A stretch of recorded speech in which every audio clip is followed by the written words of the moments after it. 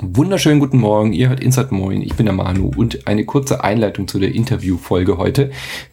Wir haben auf der Gamescom ein kleines Interview geführt zu dem neuen Spiel Deus Ex Mankind Divided und Rede und Antwort standen uns dafür der Gameplay Director Patrick Fortier und der Producer Olivier Proulx und wir haben gesprochen über Transhumanismus. Ich habe sie gefragt, welchen Teil ihres Körpers sie selber augmentieren würden.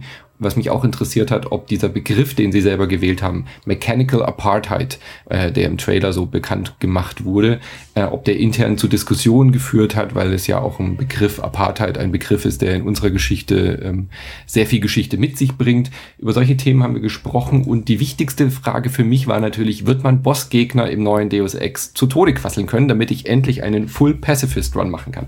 Diese Antworten und Fragen und mehr jetzt im Interview-Podcast von der Gamescom und bis morgen. Auf Wiedersehen. Viel Spaß mit dem Interview. Sure. So my name is Olivier Proulx. I'm the producer of Deus Ex Mankind Divided. And I'm Patrick Fortier. I'm the gameplay director. Maybe you could give us a short briefing. What's your vision with the game? Sure. So Deus Ex, for those who don't know the franchise, is an action RPG based on kind of open-ended gameplay with 4 pillars of combat, stealth, social, and hacking, kind of wrapped into a very deep narrative setting. So Mankind Divided is set 2 years after the events of Human Revolution. So for those who played it, at the end of that game, there was this huge incident where augmented population were kind of triggered into a frenzy. And the resulting event was that a lot of people died from this incident. So 2 years later, we're in the same universe, but now people are really scared of augmented people, and there's a lot of segregation in this world, hence the title, Mankind Divided. So we pick things up again with Adam Jensen, who's back. He is kind of our human 2.0, and he's back with a lot of motivation to go deeper into the conspiracy, try to understand what happened, the events of the first game, and that's where we pick things up in this one. How do you pick up players that didn't play the first part of the game? Is it like it's a continuous story? But do you have anything like previously on Deus Ex? Not that like obvious like this, but yeah, if you're new to the franchise, we always like to start our game with kind of a state of the world kind of setting, and we have a very important beats, narrative beats when you start with Adam Jensen, so you kind of know the character, you introduce to the character, you introduce the state of the world, kind of a refresher, condensed refresher of what happened before. If you're really interested in the story, we are going to provide like a pretty in-depth recap of Human Revolution if you want to go through the details. So that's also going to be available with the game when it ships. I think a lot of the game is standalone in terms of what's presented to you, and you understand, who this character of Jansen is, and then very quickly, once you set foot into Prague and you see the condition around you, you understand like this segregated world that you're operating in, and people are nervous and questioning things, and you're going to feel it around you. So it works, as a standalone game as well. But obviously, fans of the franchise can understand a little bit more, in terms of the background motivations of what transpired. Can you talk about the one thing that interests me the most is at the moment from the story part, like the transhumanism, that the people decide to augment themselves and they get hated for that. You use the word apartheid in the presentation. Can you add a little bit back to that backstory? What happens there? So the transhumanism is a huge part of the franchise, and Human Revolution kind of pose a question of what it means to be human, how far we can go in our relationship with technology, and we kind of double down on that with Mankind Divided, especially after the events I just described. And so, that there's a lot of people are scared of new things, people are scared of the events that happen. So yes, there are segregation, and people are being pushed into ghettos, and people are just suspicious of augmented people. It's really the conclusion, the events of Pangea that triggered everything. So Human Revolution was the was the golden age of augments. It was the cyber renaissance. It was augmentations for everybody, for everything. You know, the future, the sky was the limit, and then very tangibly, the augs all get hacked and they start doing crazy things, and then people, you know, right there, that dream died. It became really tangible in a lot of people's lives of, you know, cousins, friends, you know, everybody was affected by the events. So then everybody's and the truth didn't necessarily.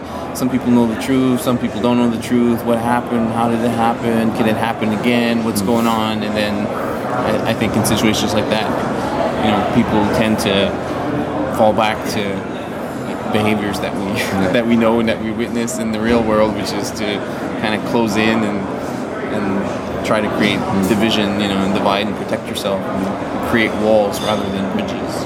That's the thing I like about science fiction, that you can tell stories and they're like a parallel to like actual events or like our history. Very much so. Yeah. Did you have a big discussion in the studio about using the word apartheid, because it has the word has some history in our history? Yeah, I mean, when we went with the mechanical apartheid, that's we realize it's a word with the history, but it's.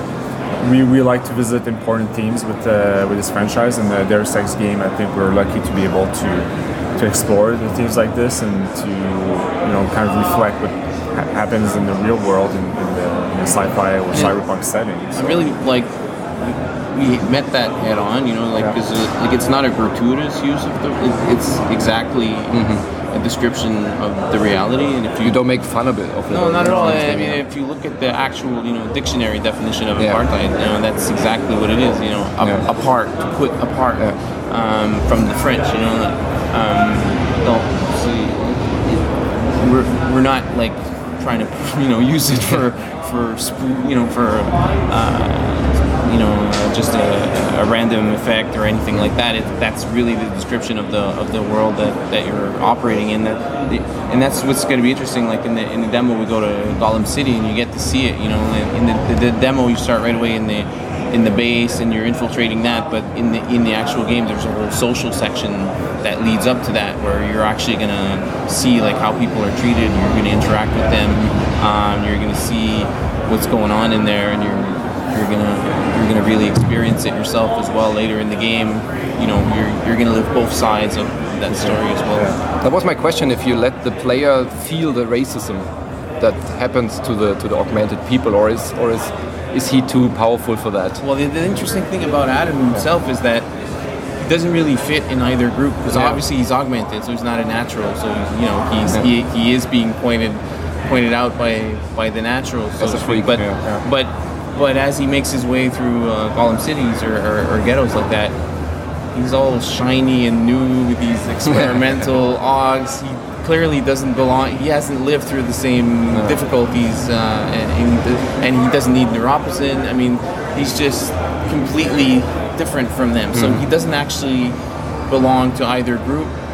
He's shunned by both groups, but he understands both, and so that makes it an interesting canvas, I think, for players to project their own perception of things onto.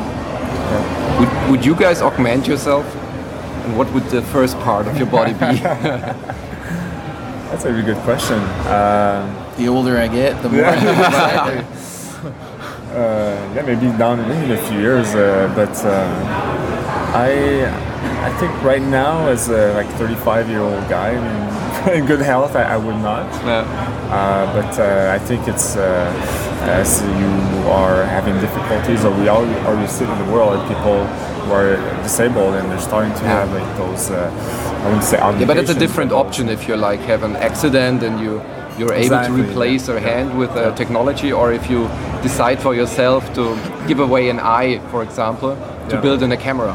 I think I would do that. To have an instant photo option in my eye. Sure. That's what I find so powerful. I find it's great that you can ask that question and there's no easy answer right away. We're like, I don't know, maybe I would, maybe I wouldn't, you know. And where does it qualify, you know? Like, if it's an accident, it's okay. But if it's a camera because you want to be connected, is it not okay? Like that's really interesting, because it's happening in like, you know, if you break your tooth right now, you're gonna have something put in, and it's That's not biological. You're not thinking about that, right? But and nobody would give it a second thought. But we're already, you know, down that road. But if you're doing it for other reasons, then suddenly the question pops up, you know, and then you start getting a group of haves and have-nots, you know, like where. I like the discussion they had in the athletics, where there was like people with augmented legs, and they competed against people without augmentation. And then the discussion started if that's like cheating because they have like more power in that augmented food. Exactly.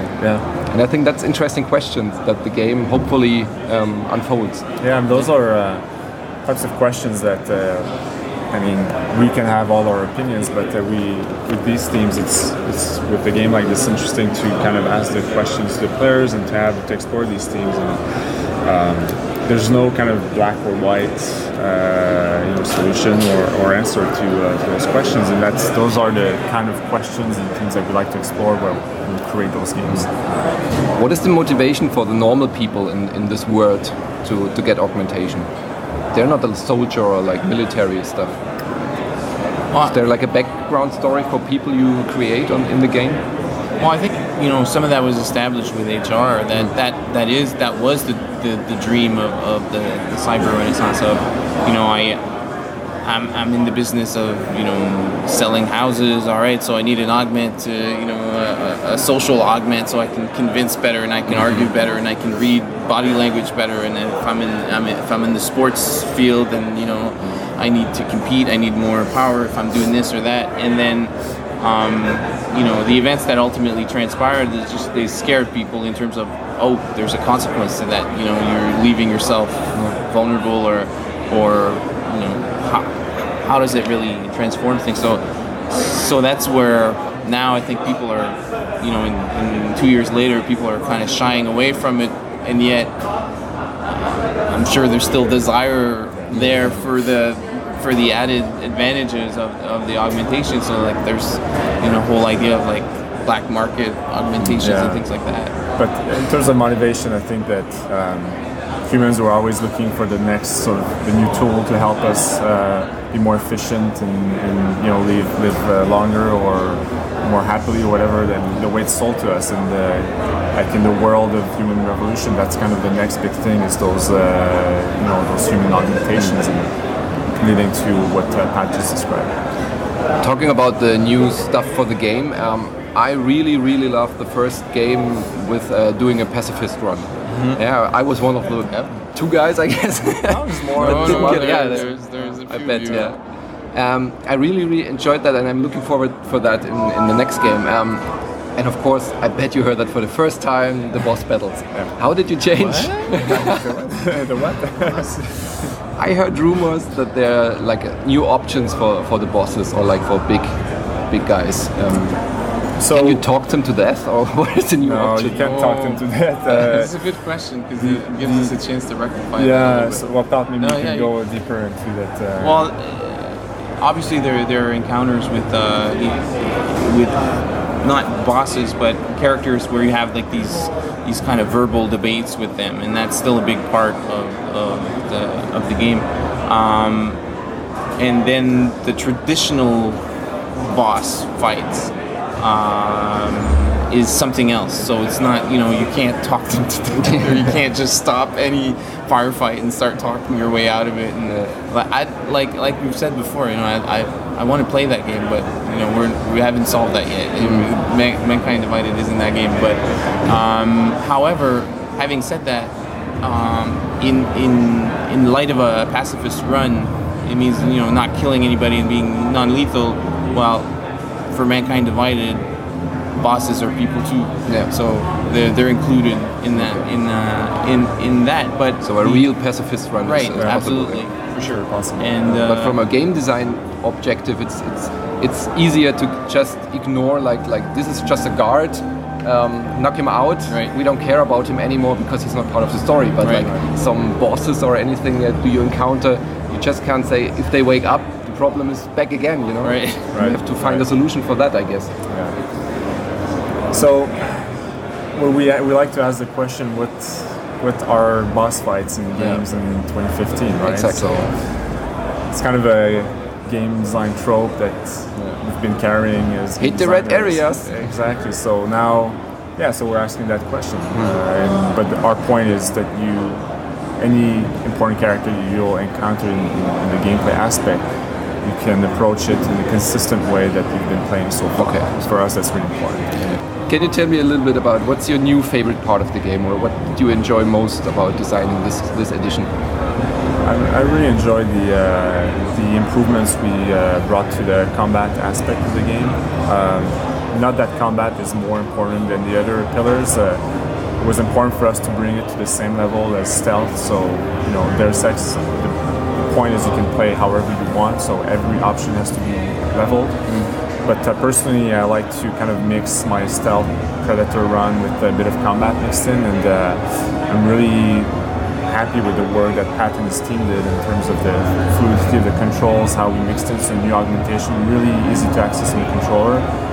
You feel really empowered when you play this. So on my side, there's this, and I really like the new augmentation that we have called the Titan Shield, which just turns you into a bit of a tank for a few seconds, and that's the one that it looks really good, and it feels really good when you kind of turn it on and get your shotgun and go into the fray. So that's one of my favorite parts of the game, and also just the narrative and the story, the themes that we're exploring, what we've been talking about so far. I think we're really lucky to be able to work on themes like this. I like some of the things I can't talk about. But in terms of overall pacing and all that, and then the story, one of the things I really like is like how we've been able to add like another layer of choice and consequence. A lower layer in the more immediate minute-to-minute moments as well. I think that's great. Working with so many people on the team who were part of the Human Revolution team, so they knew the recipe already. Now they wanted to explore other ways of doing it, pushing it a little bit further, and we've managed to do that in a lot of really interesting ways. So it's going to be interesting, see players if they find all of those different ways and how they feel about it, and the repercussions that events, that choices you make really early on in the game can actually influence the actual ending of the game. And I like also in terms of the level design, we've gone to another level as well in terms of the circular nature of the bases, and we had it's always been open-ended, but it was kind of a segmented way of doing things before. You'd be in a room, you deal with it, you go through a corridor, you get in another room, and it was a little disconnected at times. Whereas now we've made these areas that are much more connected and circular, so you can get in through the roof or through the basement, or punch through wall and on the back wall, or you can plow your way through the front door. There are many different, and depending on the augmentations that you have, and then even inside, that transpires as well. So it's really interesting for the level design in terms of the multipath and lending itself to the player style, but also it still looks like a livable environment, so it still tells a story at the same time, and that's really important as well, because all of those components really have to work well together for our games and to really take off. That's what we pride ourselves on, is all the minute little details, and then the fact that nothing is gratuitous in our worlds. Whenever we put something somewhere, it's there to tell a story, it's there to contribute something or communicate something to the player. So I'm pretty happy about that. Yeah, we're currently kind of polishing the game and analyzing everything about each map, each level, and each mission, and just going through all the details with the director's team. We look at the work that our level design team, the level art team did, is pretty amazing. How they really grew from their first Deus Ex game to taking it to the next level in terms of level design, to Pat's point, and also with just having the new generation of consoles that have more memory, so that allows us to just physically build bigger environments, or adding verticality, and all these things kind of wrap up with all the gameplay systems and how you can exploit them in the environment. So this is really exciting. And I guess it's pretty fulfilling that building up on a existing IP. I think it's always fun to start new from ground up and making new designs and new ideas. But this time around, you already had a great base to build up. It's how different is that process? From making a sequel to making a new IP, or a new first game. Sure. Well, it's all about So it's all about taking it to another level afterwards, because like the HR is like the origin story. So you have to go through certain things, you have to explain certain things, And now it's like, okay, well, Jensen is an established character. Now you can take it somewhere else. Now you can explore like second layer, third layer of depth with the characters and with the universe. So you can really start digging into it and have some fun with that. And I think that's the difference in terms of exploring themes that would have been that would have muddled everything up the first time around, because you really had to get through some of the basic stuff first. Can you make an example of how the choices, like a non-spoiler example, like a fictional example, how the choices reflect to the game? Because that was like one of the critiques of the first game. And how did you approach this critique? Well, Pat mentioned it earlier, but if you talk about the end game aspect in human revolution, you could like reload your save game 15 minutes prior and kind of choose whatever ending you wanted. But then after that, at least it didn't have different colors.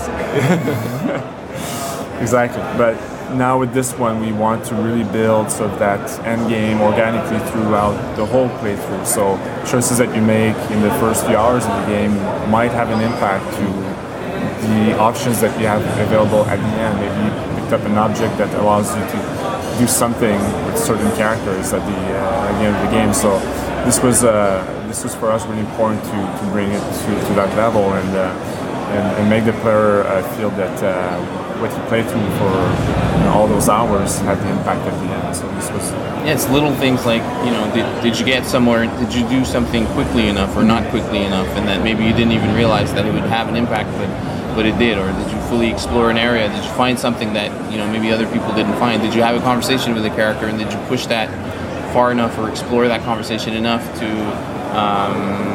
for him to ask you to do something? And then did you do it?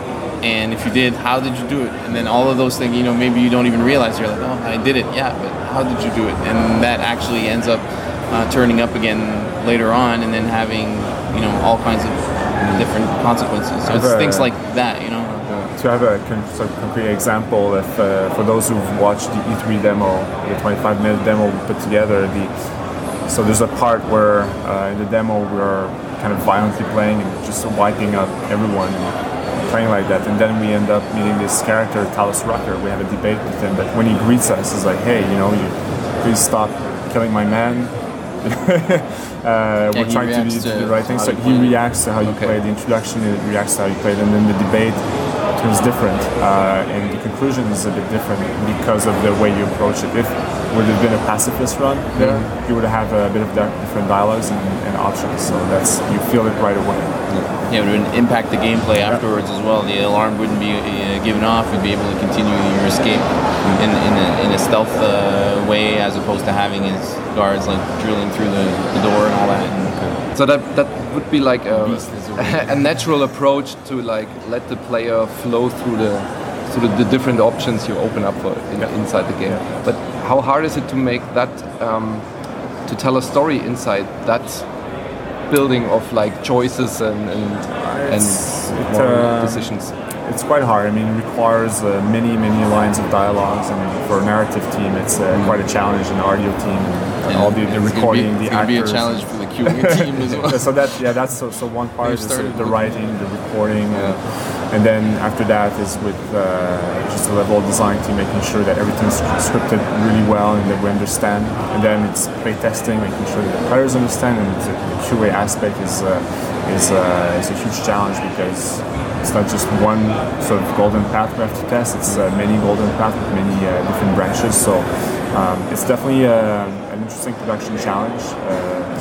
Like Pat was saying, there's a lot of people on the team who are veterans of their sex, so we have some process to help us, but I think it's worth it at the end of the day. That's what makes this franchise unique and worth playing. Yeah, and I think that's what gives the value, the weight of